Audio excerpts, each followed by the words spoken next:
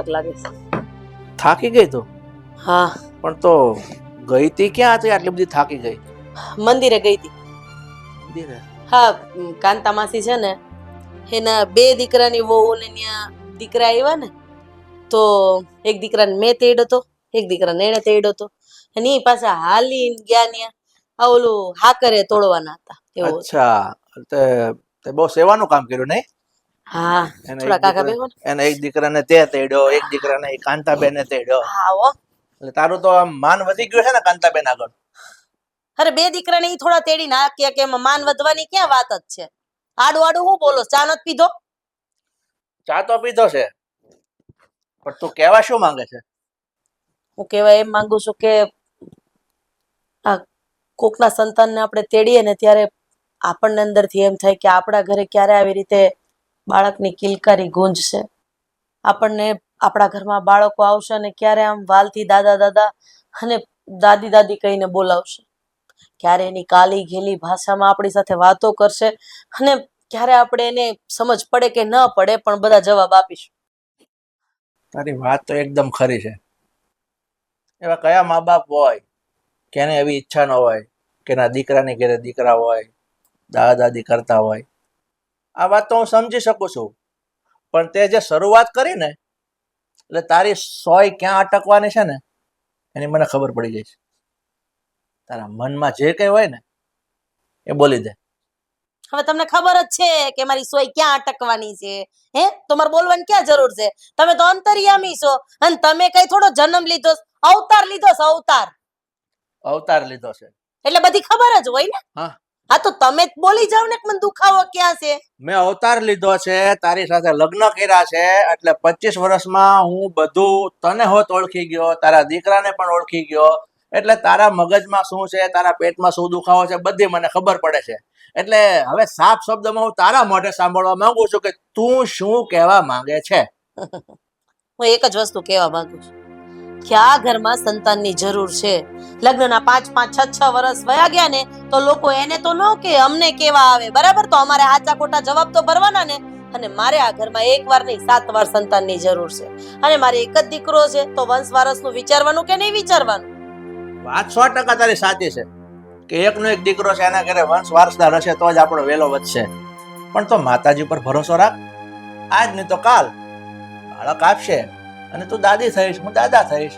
એમ ઉતાવળ માતાજી ઉપર પૂરો ભરોસો છે, પૂરેપૂરો ભરોસો છે.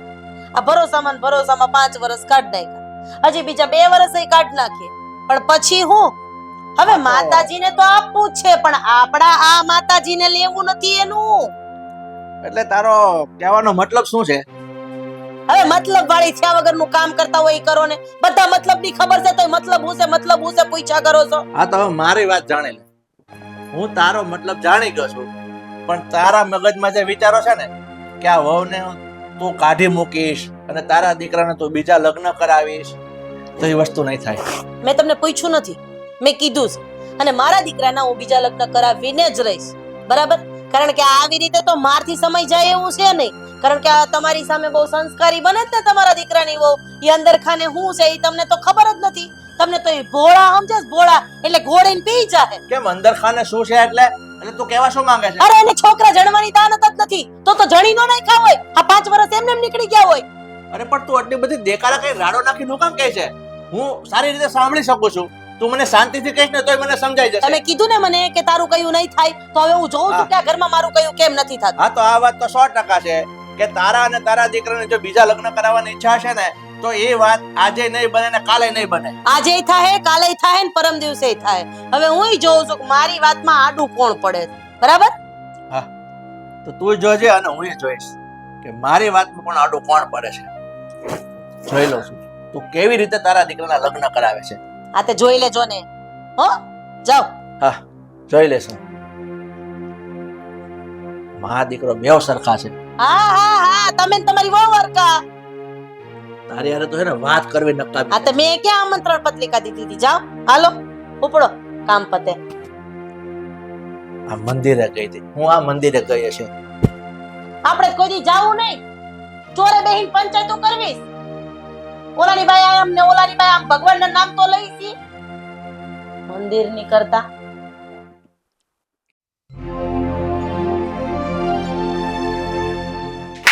બધા લગ્ન પતી ગયા છે પણ આ કંકોત્રા ઘરમાંથી જાય નહીં. મમ્મી મમ્મી અરે મૂકો ને આ બધું, શું તમે લઈને બેઠા છો? Mummy mummy mummy mummy mummy mummy અરે મને ચક્કર આવે છે. શું છે હજી આટલું? હું વાત કરીશ ને તો તમને વધારે ચક્કર આવશે. મારે કોઈ વાત નથી સાંભળવી, મને તો મારું કામ કરવા દે. યાર દીકરો આટલો ખુશ છે ને તમને કઈ પડી નથી. તમારા કરતા તો આ ઓલીની સારી, એને તો પડી છે તો એ જાતે પડી છે. વાહ, બોલો કેમ આટલા બધા ખુશ છો? તમે કહેતા હતા ને કે આરતી આટલા વર્ષથી આ ઘરમાં આવી, આપણા ઘરને વારસદાર નથી આપી શકતી, એ આ ઘરમાંથી જતી રહી તો સારું, તો એના માટેનો રસ્તો થઈ ગયો છે. આ વાત અત્યારે તું મને પાછી કરી રહ્યો છે કે આરતી આમ આરતી તેમ? આ તો મને ખબર જ પણ છે. હવે એવું તું તો મને નતું કહ્યું ને કે આ ઘરમાં નવી વહુ આવવાની છે. શું વાત કરે છે? ખબર સાચેમાં ક્યાંથી ગોતી? ક્યાં છે? બોલ તો ખરી. અરે ચમત્કાર થઈ ગયો. અમારી કોલેજમાં છે ને એક છોકરી હતી કવિતા, એ મારા પર ફૂલ ફિદા હતી. પછી એ વર્ષોથી અમારી વચ્ચે કોઈ કનેક્શન નતું. હમણાં અચાનક રસ્તામાં મળી ગઈ અને ખબર નહીં વાતો વાતોમાં એ મારાથી એટલી બધી ઇમ્પ્રેસ થઈ ગઈ ને. પહેલા પણ હું એને પસંદ તો હતો, સીધું એને મને લગ્ન માટે પૂછી લીધું શું વાત કરે છે? અને મેં પણ હા પાડી દીધી છે. અને તમને કહેવાનું નતો, મને એમ હતું કે સીધું સરપ્રાઈઝ આપું, પણ કહેવાય ગયું. અમે લોકો આજે જ મેરેજ રજીસ્ટર કરવાના છીએ. અરે વાહ, હા લક્ષ્મી ચાંદલો કરવા આવી હોય તો રાહ થોડી જોવાની હોય. ધર્મના કામમાં ઢીલ હોય જ નહીં. જેમ બને ને એમ જલ્દી લગ્ન કરીને ઘરમાં આવો ને એટલે એના શુભ પગલા થાય અને આ ઘરમાં કિલકારી ગાજે. એટલે જ તો મારી તો ઈચ્છા હતી કે તમને સીધી મળાવી જ દઉં, પણ પછી મારાથી રહેવાયું નહીં, એટલે તમને સમાચાર આપીને પછી એની પાસે જઈશ. એ સારું કર્યું, નહીતર સીધી લઈને આવ્યો હોત તો મને હાર્ટ એટેક આવી જાય. એટલા માટે તો કહી દીધું ને. હવે તમે તો છે ને નવી વહુના સ્વાગત માટે અને જૂની વહુને ઘરમાંથી કાઢવા માટે ના તૈયારી કરો. તું જરાય ચિંતા નહીં કરતો. તારા પપ્પાને પણ હું સંભાળી લઈશ. હા, આરતી વહુને પણ સંભાળી લઈશ. પપ્પાને ખાસ સંભાળી લેજો. અરે એને સંભાળવા એ તો મારા ડાબા જમણા હાથનો ખેલ છે. હા, આટલા વર્ષથી સંભાળો જ છો ને. બસ હા બસ. અરે લગ્ન કરવાના છે ને? જાઉં તો છું. હા એક કામ કર, દહીં ને ખાંડ ખાતો જા સારા કામમાં. હા અને આરતી વહુનું મોઢું નહીં જોતો. મને દહીં નથી ભાવતું ને એમ પણ એ ત્યાં મળશે. હું તમારા આશીર્વાદ લઈ લઉં ને. હવે હું જઉં છું. વાહ, તને તો બહુ ગદગદિયા થાય છે.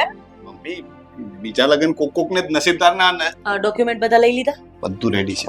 ઓકે ઠીક છે. સાક્ષીમાં? થઈ જશે. ઓકે વાંધો નહીં.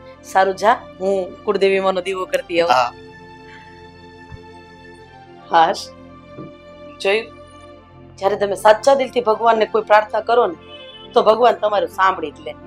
લક્ષ્મી સામે ચાલીને ચાંદલો કરવા આવી છે. હે ભગવાન, કોઈની નજર ન લાગે.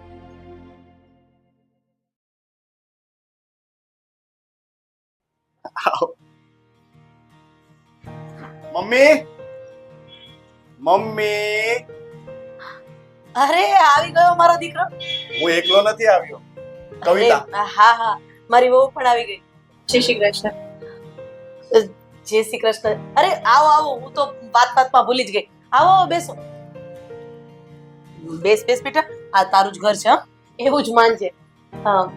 કઈ વાંધો તો નથી આવ્યો ને? વાંધોમાં તો એવું થયું કે મને એમ હતું કે અત્યારે મેરેજ રજીસ્ટર કરશું, પણ પેલા ડિવોર્સ બાકી છે ને, એટલે અત્યારે ખાલી રિલેશનશિપ નું રજીસ્ટ્રેશન, કોર્ટ રજીસ્ટ્રેશન કરાવ્યું છે. પેલું કોન્ટ્રાક્ટ વાળું કહેવાય. કોન્ટ્રાક્ટ. ટેકનિકલી એ આ ઘરની વહુ છે અને મારી પત્ની. ટેકનિકલ બેકનિકલમાં મને કઈ ખબર નથી પડતી. બસ મારા દીકરાની વહુ છે એટલે આ ઘરની લક્ષ્મી. વાર્તા થઈ ગઈ પૂરી. વાહ, ઘર તો એકદમ સરસ મજાનું છે. અને આ હરક પદોડી સાસુમાં ડગડી વગરના પાવો હોય ને એવું લાગે છે. આને ભોળવતા તો જરા પણ વાર નહીં લાગે. બેટા ક્યાં ખોવાઈ ગઈ? તારે જરાય મૂંઝાવાનું નથી. આજથી આ ઘર તારું છે અને તું જ આ ઘરની માલકીન છે. સમજી ગઈ? અને જો મારો દીકરો જરાક પણ હેરાન કરે ને તો તરત આવીને ફરિયાદ મને કરી દેજે. વાહ ભાઈ વાહ, હજી ઘરમાં પગલા પડ્યા નથી ને દીકરાની ફરિયાદ એ કરશે. આ તો ખાલી દાંત કાઢવાની વાત હોય. બેટા આજે મેં તારું પહેલી વાર મોઢું જોયું છે. એટલે અમારામાં મોઢું જોઈએ ને બહુ, જ્યારે પહેલી વખત ત્યારે કંઈક આપવાનું હોય, તને જે જોઈતું હોય ને એ તું માંગી લે 5-10 લાખ. ના ના આંટી, મને કઈ નથી શું. પેલા તો છે ને મને આંટી નહીં ક્યાં. સોરી મમ્મીજી, હા મને કઈ નથી જોયું. બસ ઘરમાં આવી ગઈ અને તમારા લોકો સાથે રહેવા મળે છે, એ જ બહુ મોટી વસ્તુ છે. અરે કેટલી ડાઈ છે છોકરી. કવિતાનો કોઈ પરિવાર નથી, એ એકલી જ હોસ્ટેલમાં રહેતી હતી, એટલે હવે એને પરિવાર મળી ગયો ને એટલે બહુ જ ખુશ છે. હવે તમે જાઓ કુળદેવી માના દર્શન કરી લો મંદિરે. દર્શન કરીએ. આવો જ.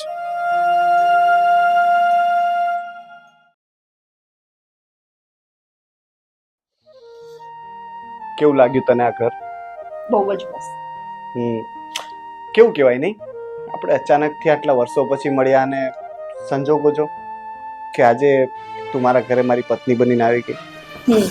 મને તો છે ને બધું એક સપના જેવું લાગે. મને પણ હજી માનવામાં નથી આવતું કે આટલી જલ્દી આવું કઈ થઈ શકે.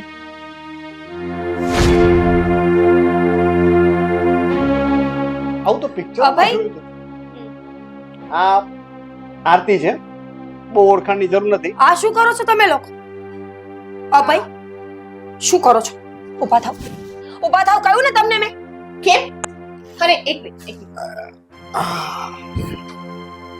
હા, તો આ ઘરમાં જે તારી જગ્યા હતી ને એ હંમેશને માટે ભૂસાઈ ગઈ છે અને મેં લઈ લીધી છે. શરમ આવે છે બોલતા? પોતાની જાતને સમજે છે શું તું? મારી પત્ની એ પોતાની જાતને સમજતી નથી, એ છે જ, એ મારી પત્ની છે. ગાંડા થઈ ગયા છો તમે? પત્ની હું છું તમારી, અને હિન્દુ એક્ટમાં બે લગ્ન નથી થતા, એ તો ખબર જ હશે ને. હા, તારી વાતનું કરેક્શન કરું. પહેલી વાત કે પત્ની તું છે નહીં, હતી, કારણ કે મેં તને પત્ની માનવાનું ઘણા સમયથી છોડી દીધું છે. અને બીજી વાત કે તારી વાત સાચી છે કે બે પત્ની તો મારે હોઈ ના શકે, તો હવે આ તો તકલીફ થાય, મારે જેલમાં જવું પડે. એક કામ કર, તું જતી રહે, કારણ કે આ તો રહેશે આ ઘરમાં. શું બોલો છો તમે? અને તું, જરા શરમ આવે છે તને? પતિ પત્નીનું ઘર ભાંગે ને આવી રીતે ઊભી છે જાણે. નીકળ મારા ઘરમાંથી. અભય એના સુધી પહોંચતા પહેલા તારે મને પાર કરવો પડશે. અભય શું કરો છો? ગાંડા થઈ ગયા છો? આ છોકરી મને આટલું બોલી ગઈ, આવી રીતે વટતી ઊભી છે મારી સામે, અને તમે એનો પક્ષ લો. તો શું કરું? અરે એક સંતાન તો તું મને આપી ન શકી આટલા સમયમાં, તો તારા જેવી સ્ત્રીનું મારા જીવનમાં ને આ ઘરમાં કામ જ શું છે? વાહ, બહુ સારું બોલો છો. સંતાન નહોતી આપી શકતી તો તમને સંતાન ન મળ્યું.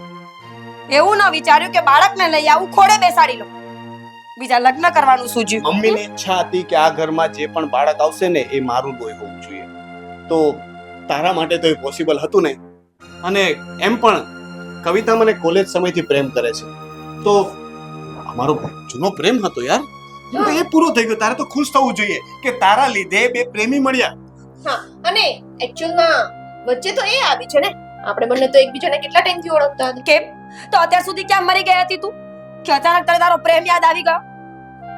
જો શબ્દ સાંભળીશ તો મારા પતિના, તારા નહીં સાંભળું, સમજી? આ તો મારા સાંભળી લે, એ આ ઘરમાં જ રહેશે, ક્યાંય નહીં જાય. હું એને તારે જે આમાંથી કરવું- કાઢીને રહીશ, સમજ્યા તમે? અપય છોડો મારા હાથ, ભાઈ છોડો કહું છું. કહું છું ને, હું છું ને ત્યાં સુધી કવિતા આ ઘરમાંથી નહીં જાય. આ ઘરમાંથી જો કોઈ જશે ને તો એ તું જ હશે. આજ પછી એની સામે આંખ ઊંચી કરીને ન જોતી, નહીતર મારાથી ખરાબ કોઈ નહીં થાય. નાવ ગેટ લોસ્ટ. આ મારો રૂમ છે આજથી. નીકળ.